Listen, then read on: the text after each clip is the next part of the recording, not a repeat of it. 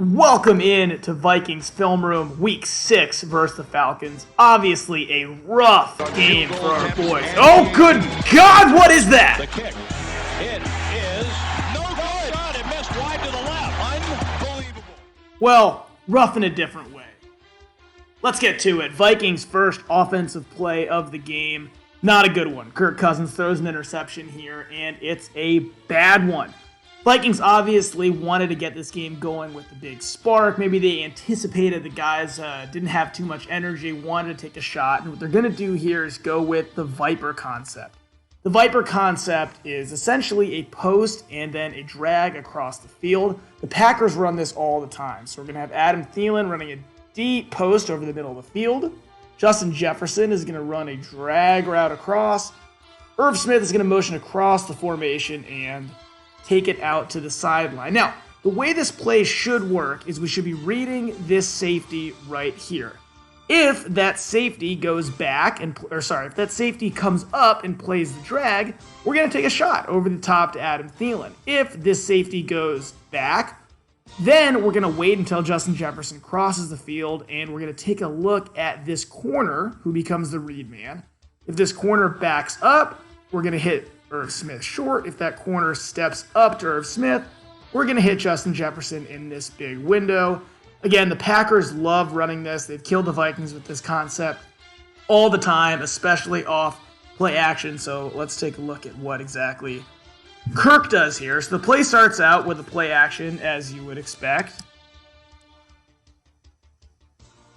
Here's our play action. Here's how the play develops. So right here we can see Falcons safety drops back to the middle of the field. The post is dead.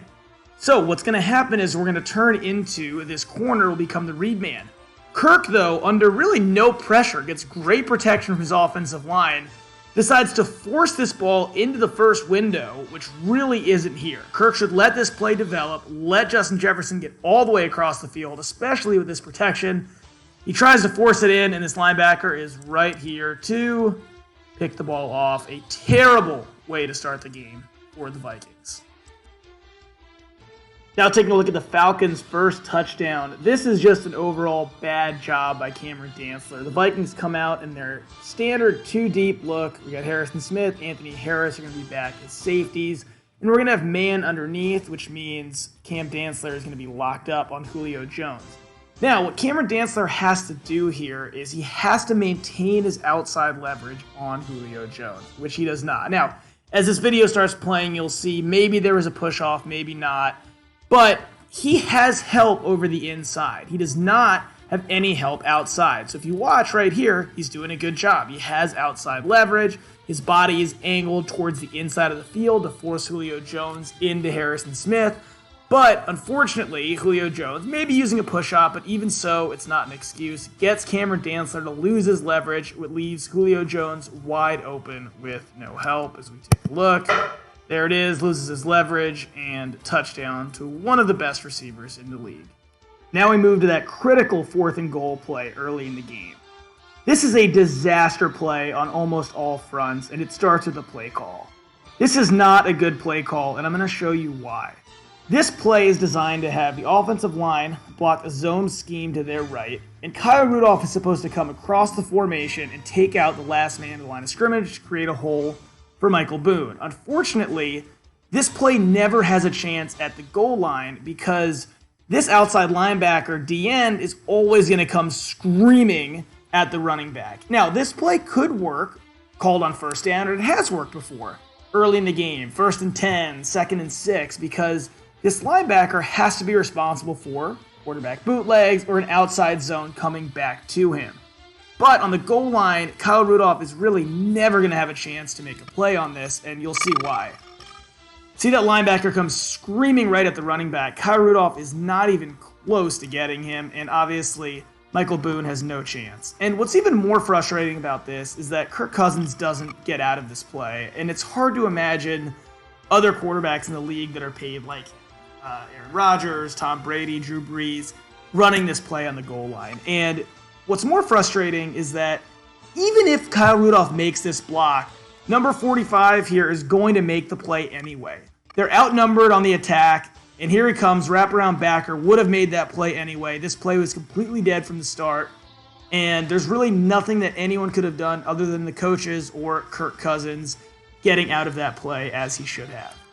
And here we are again for another Vikings offensive play and another Kirk Cousins interception. This one is less about the read and more about where he places this football.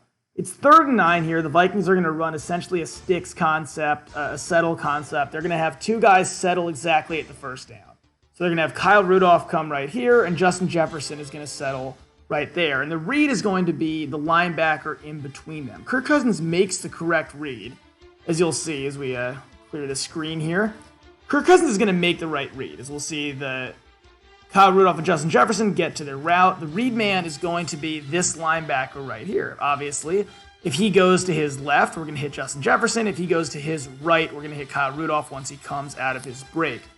The issue is Kirk Cousins is going to put this ball to the outside of Justin Jefferson. This ball, because of the threat of the corner, needs to be on his inside shoulder, lead him up the field. Justin Jefferson catches this ball, not only gets the first down, but has a chance to get some yards after the catch. Instead, Kirk puts it on his outside shoulder and gives the cornerback a chance to go down and make a play, and that is exactly what he does.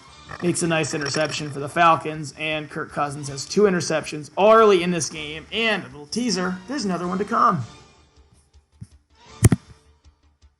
Well, I teased it, and here it is, the 3rd Kirk Cousins interception.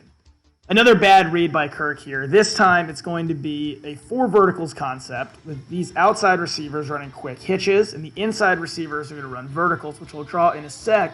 But to understand exactly what they do, we have to see the defense Atlanta is in. Defense is in a Tampa 2, which means cover 2 with a middle linebacker dropping back. These corners are going to step up, play the flat, which means those hitches are dead. These corners are going to get safeties are going to get deep half. And this linebacker is going to drop to the middle of the field. So that's going to change what these inside receivers do with their routes. He is going to make his route. He's going to bend it inside of that safety to hit the middle of the field. And then Irv Smith is going to run all the way across the field and try to sneak in under that safety. Now, if it was a different coverage, he might try to go over top the safety, but because he has no chance, he cracks that route down and flattens it out.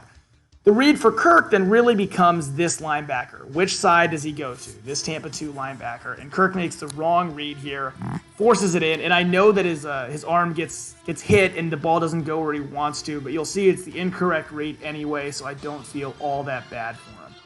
So let's take a look as this play begins. You'll see all the drops, the safeties take off. Tampa 2 linebacker makes his break. Now, it is very obvious which way he's leaning because of the shoulders on the outside linebacker. His entire body is facing this side of the field, which means we know immediately Irv Smith is going to be able to run right by him. But instead, Kirk, for some reason, tries to throw it to Chad Beebe right here, which looks like it has a little bit more space. It could have possibly been a completion, but either way, Irv Smith has way more space to work with once he bends off his route right there than this Tampa 2 linebacker screaming down on Chad Beebe and would have had a chance to make a play anyway when that ball is thrown. The ball does get hit, intercepted, and like we said, another interception for Captain Kirk. Last play I'm going to show you here is not so much a schematics play, but more of what a rookie mistake can really look like. And Jeff Gladney, I think, has really started playing better the last few games. But you'll see here, it's just a play that he needs to understand isn't going to work at the NFL level. Gladney's here, locked up on Julio Jones, and he plays great coverage across the beginning of the play, but once the play breaks down is when he starts making mistakes. So Matt Ryan gets pressure from our D-line, good job, and starts going out of the pocket. Now, right here, we have to understand, Matt Ryan at this point is not going to run for a first down, right? Our D-lineman is going right at him. He's going to make the play. Matt Ryan is not going to get out of that. Jeff Gladney cannot have his eyes in the backfield. He needs to be locked up with Julio Jones, which he is at this moment. But right here, he gets his eyes on Matt Ryan. His eyes on Matt Ryan are going to do nothing. Matt Ryan is in trouble, but he lets go for just a second, and that's all Julio Jones needs to get separation, and then that's a tough way to end the play.